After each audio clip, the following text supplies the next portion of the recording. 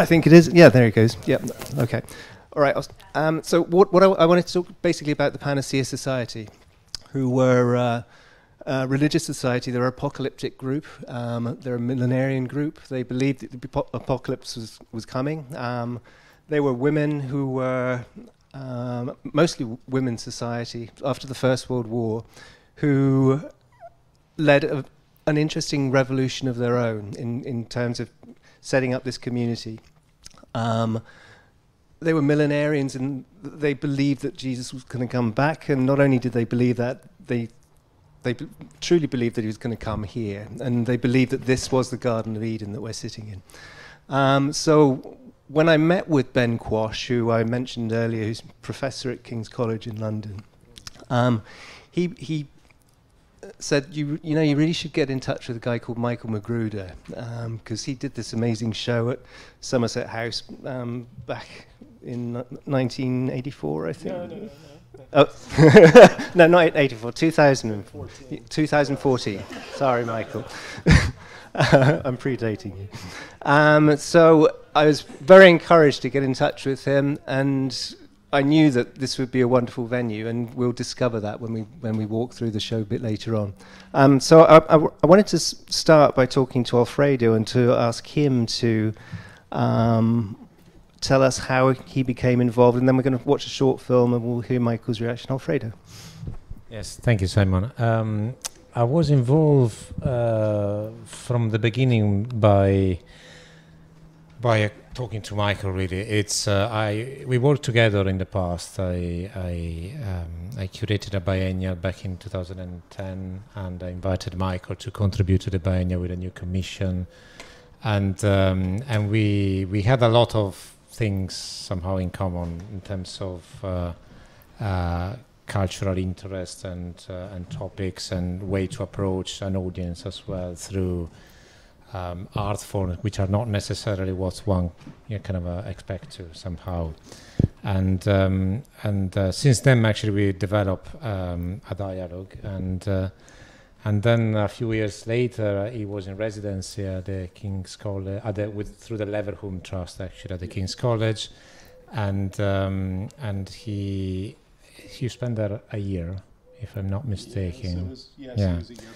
And then we started to talk about how could be a sort of a mediation of that artist experience for an audience, and because we're talking about production of work, of course, but also the important thing that work is kind of distributed and presented and discussed, and somehow change as well through the mediation with the audience, and then that's where actually the idea of and the concept of involving other people in reading the Book of Revelation, and how he would respond as an artist to those specialist reading, I would say, came about. And my job was basically trying to put in practice this conversation through the staging of an exhibition and the way we could imagine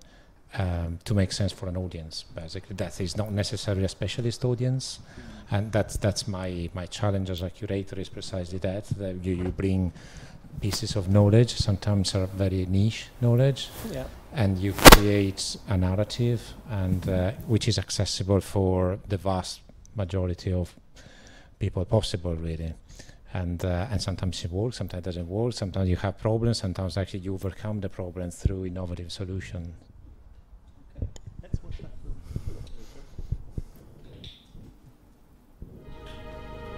My name is Michael Takeo Magruder. I'm a visual artist and researcher working with many digital technologies, everything from mobile devices, code, virtual worlds, live data. My name is Alfredo Cramerotti. I'm a curator. In this occasion, I'm actually working to support Michael's work.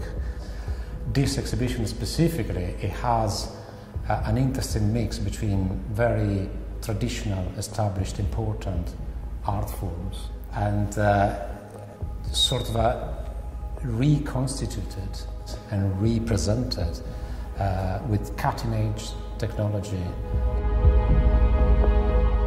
I wrote a foreword for the show, which talks of my thoughts when I was 8 years old, growing up in DC. And it was, of course, during the height of the Cold War, where revelation and sort of the end of times was, of course, a common theme, because there were points in that early childhood where we were very close to nuclear war. And I read Revelations for the first time, and I wondered if John the Seer was talking of locust hordes and falling stars, because he couldn't describe Apache helicopters and missiles falling from the sky. And when I sort of came to the idea for this sort of day, I started to sort of wonder, well, my daughter, what does she fear? What does she hope? So that's really what I wanted to do with this exhibition, so to take this really seminal text and ask people, okay, in this day, in this time, you know, what are your locusts? What are your falling stars? The Horus technology installation is the one that I created of my own desire. The other 4 installations are based on my reactions to and discussions with the research of 4 theologians based at King's College in London. So the main focus of the installation is an actual physical horse skull.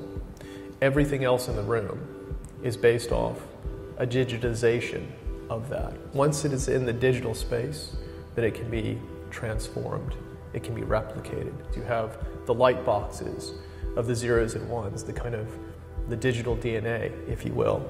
You have the 3D wireframes sort of emerging out of blackness. And then you have the physical manifestation, so the 3D printed objects, which are actually being created there in real time in the gallery. It is about questions. It is about actually what we're doing here, where we come from, which is obviously something that art has always done, since, you know, cave paintings to coding. Apocalypse, even though, yes, we see it as destruction, the original context of the word is actually unveiling. And certainly as an artist, that's what I've tried to do.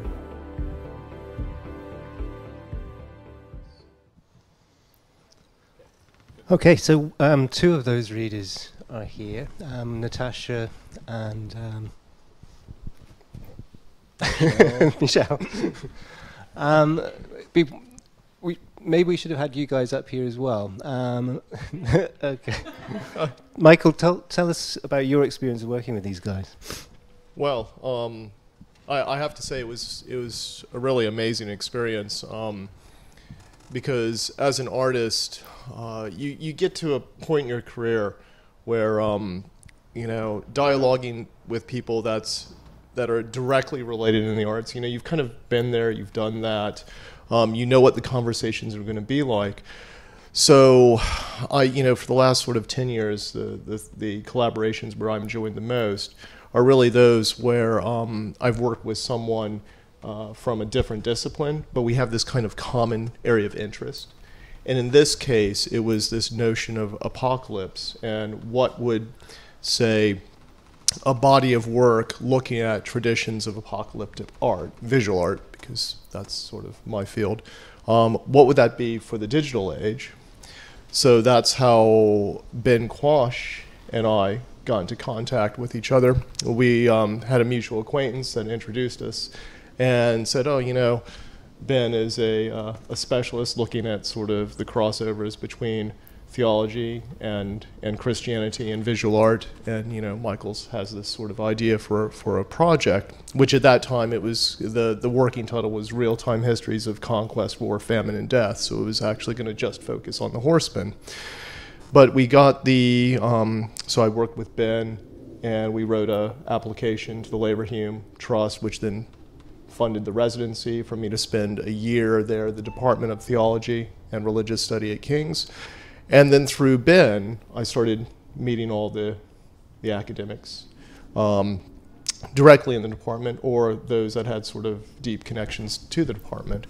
So, and in that process, then sort of bringing in Alfredo, because as he described, we were working on various things and had a really good relationship. And Alfredo was the one that proposed this idea of readings, which I thought was excellent, because since the text itself is constantly being reread and reinterpreted, actually tapping into the sort of what is the, you know, the great sort of potential with the academic minds, and saying, okay, let's see who we have, you know, there's these common areas of interest, and then selecting. In this case, we decided to choose 4 readers. So Michelle, Natasha, and then Professor Edward Adams, who, you know, isn't here, and Professor Aaron Rosen, although he wasn't professor there at the time, to basically read some element of the text in Revelation,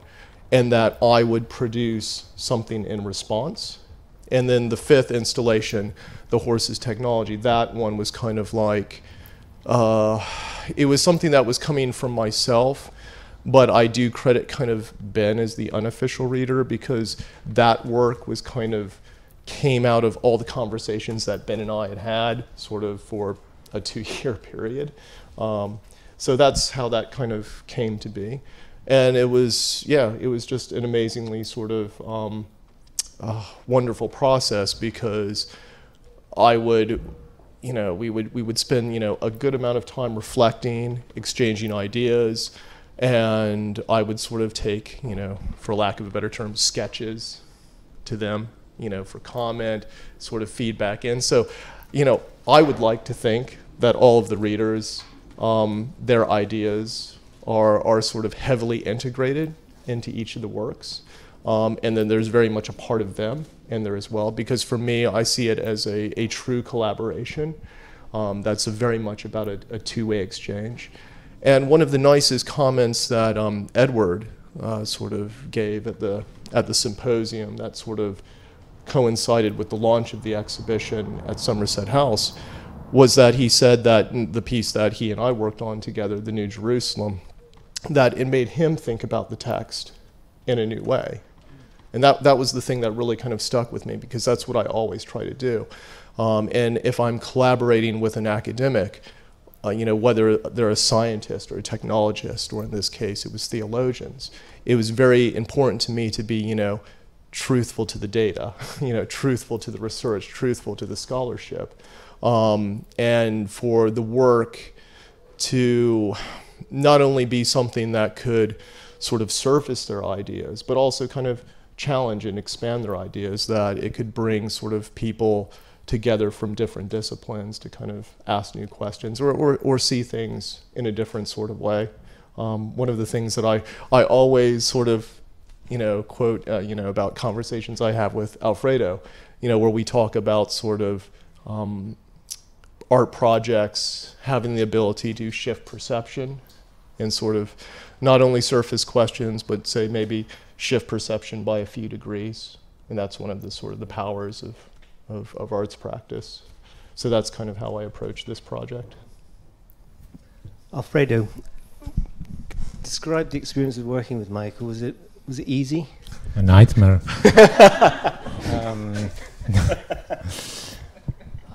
It can be very intense. No, it's good. It's great because he knows what he's doing, and it touch bases when there is maybe an area in which he need advice, and maybe he's not kind of completely sure what would be the best way to tackle that area.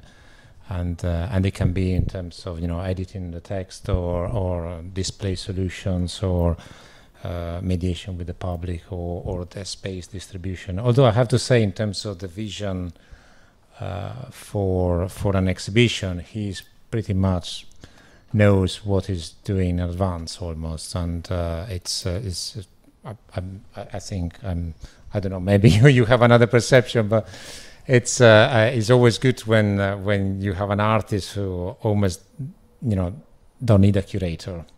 because they know what they're doing. And then as a curator, you just maybe you kind of you are on the side and you watch and you look, and then you pose questions, and then maybe those questions make the artist shift in the perception a bit. Yeah. And it's the same process of the artistic process is in the curatorial process is like that. So it's so there's a dialogue element to that. Of course, yeah, absolutely. It's part of the narrative that it put in place. I mean, and doing an exhibition is like writing a book. You know, you put together something that didn't exist before.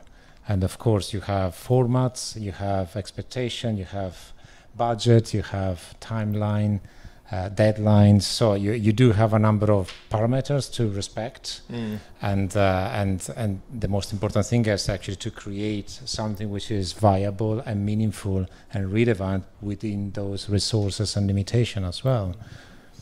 The dialogue is important because otherwise, you know, you don't want to get down to one direction and then discover that maybe it would have been better to do it in another way. Although you cannot really eliminate risks, you can minimize some risks, but sometimes it's also good to take risks and push a bit the envelope. And an exhibition like this one, in which, for instance, you know, coding and video games and software is a main part of it, it can be quite tricky to mediate to a public. Because it's not the usual format that we imagine an exhibition to present somehow. Yeah. Michael?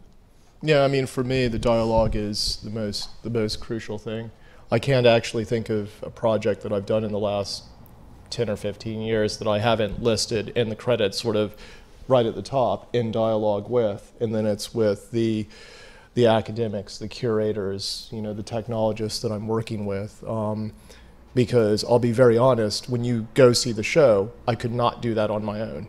Absolutely not. Nothing there.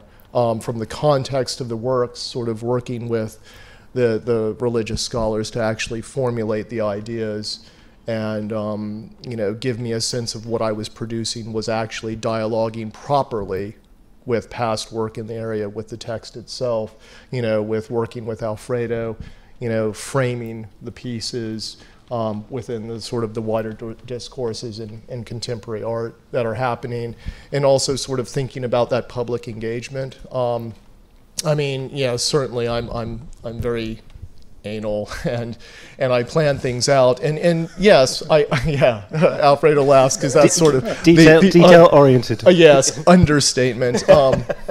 But see, for me, that then what I'd like to do in this project is a perfect example is that, yes, I have a vision. Yes, I'm the lead artist, so of course I should be the one providing that vision. But if I can get us 90% there, you know, it's that last 10% which really makes the difference. And that's sort of like how things actually grow, evolve, sort of feedback and, you know, into the process. Yeah, it's true that the way you, from a curatorial point of view, let's say, you can work with an artist like Michael, that he has a vision, and then you kind of somehow finalize that vision to achieve the 99%, if not 100%. Some other times, instead, we are talking about an exhibition of one artist, for instance. Some other times when you have a group of artists, then it's about creating a narrative which is cohesive between the different artistic positions and the fact that the artwork should really talk between themselves as well, and they should talk to the audience, and which again is replicated in a solo show, for instance, how the different artworks are connecting with each other, and how the whole actually has a meaningful impact for a viewer or a user, in this case, for instance, of an exhibition. Yeah. How was the experience of installing it? So Somerset House, large spaces. Yes. The museum, these are basically houses, large houses, but smaller rooms and older rooms. Nothing is too... No. It's, you know, How it's was it? In some ways, you know, practically, you know, as you know, some things were a real nightmare to do. But I'm very pleased with how it turned out. And I think this is also why when we initially talked about doing it, it made sense to both of us, because to take something that's so contemporary and coming from the art side, and then to place it within a very important sort of cultural, historical location, where the theme just is a perfect match, and that kind of interplay, it's, you know, it just completely made sense. So for me, it was absolutely the right thing to do, and the exciting thing to do. And then the sort of challenges that we faced, because, yeah, as Alfredo mentioned, there's always, you know, there's never enough, you know, time, money, resources, you name it. So you're always sort of, you have conditions and boundaries you have to respect. So whether it was working within the challenges of the space or the technological provisions or, you know, the lack of right angles, you know, we found a way. And in the end result, you know, it was really nice sort of earlier today having the conversation with, you know, one of the sort of stewards, the volunteer stewards. And he, you know, he said, you know, I'm going to be really sad to see it go.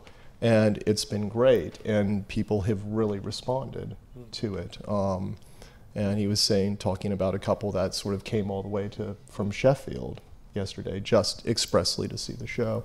So it's like when I hear those kind of anecdotes, I know that's when I get the sense that, yeah, we've done it right, because it does work, and it does sort of the history of the society, the museum, which is their legacy, the things that you're trying to accomplish with CenSAMM, and then this particular you know, it works well together. It makes sense as an experience for visitors. Alfredo, you haven't seen it installed here yet? I did. Oh, you did? Yeah. Oh, excellent. What were Yeah, you I think it works well, actually. The fact that the King's College was a bigger venue, I don't think it did make much difference, I have to say, because actually this installation are 5 specific installations, and they kind of respond well to smaller environments in a way, because you have an encounter as a viewer which is much more actually physical as well, more intimate, and I think it works really well. And no, that's one challenge I would say that has been these projects, is that you have 2 layers to mediate somehow, and to a general public. One is the artistic layer somehow, in which you have the artistic language to kind of present and make sense and transfer. But also you have the academic language here, the academic layer, let's say, which kind of has generated to some kind of artistic input in a way, and it's also another layer on top of the other. So there is a kind of almost a double challenge in bringing together actually the two and setting up a project like this. Do you feel that, knowing the history of this place and the people who inhabit it for so many decades, there's a sort of a poignancy about the show because of that sort of added layer? Totally, yeah. Maybe there is a third layer actually here specifically, which is about the millenarian and apocalyptic society. I mean, I think it's. I have to say, I wasn't familiar with the museum before we started to talk months ago actually, and I did a bit of research, and I was actually quite intrigued about the whole idea and the history and the fact that there was actually a whole community operating around it actually. So it's and to me has added an extra layer to this one. So I think it's quite poignant and relevant. Well, I think that we should not stop these people any longer. I think it's a good idea to spend more time in the museum than listen to us talking. Absolutely. But what I do want to say, first of all, thank you, Alfredo, and thank you, Michael, for that discussion. Yeah.